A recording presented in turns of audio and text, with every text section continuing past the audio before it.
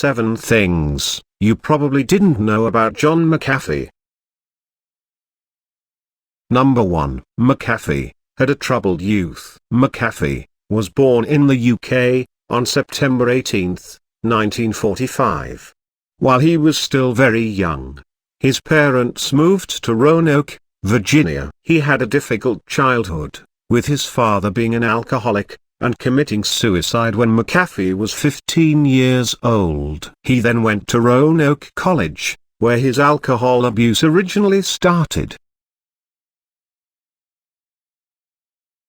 Number 2. His business career began in door-to-door magazines.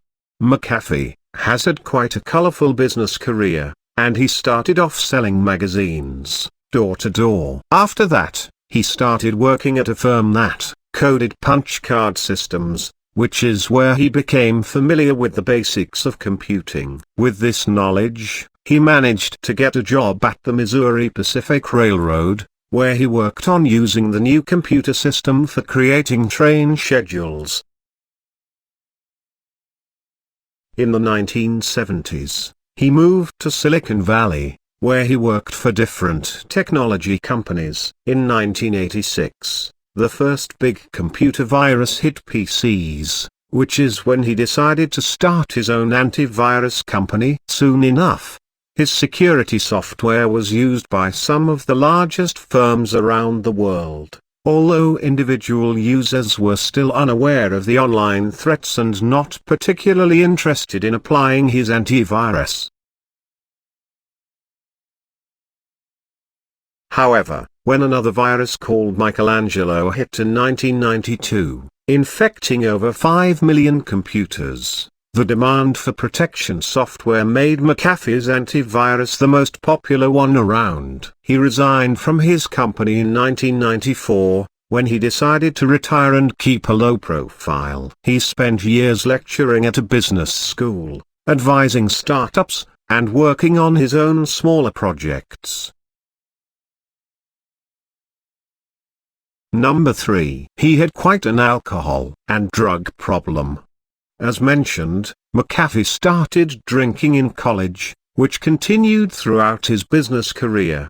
He also began experimenting with harder drugs, often during working hours. One day he bought a psychedelic DMT, and after using it, he felt nothing. He then decided to use the entire bag, which caused vivid hallucinations, paranoia, and hearing voices. He ended up running out to the streets and hiding behind a trash can, with people approaching him and asking questions which he was unable to understand. He continued using drugs after the incident as well, until 1983, when he started feeling alone and scared, which is when he decided to seek help.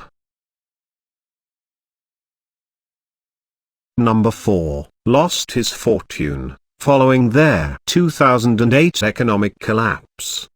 After quitting his company, McAfee agreed to sell his shares, which brought him quite a wealth. With $100 million in his possession, many believed he was set for life. However, in 2008, the global financial crisis that inspired the creation of Bitcoin affected McAfee's fortune quite strongly, and he lost an estimated 96% of what he owned.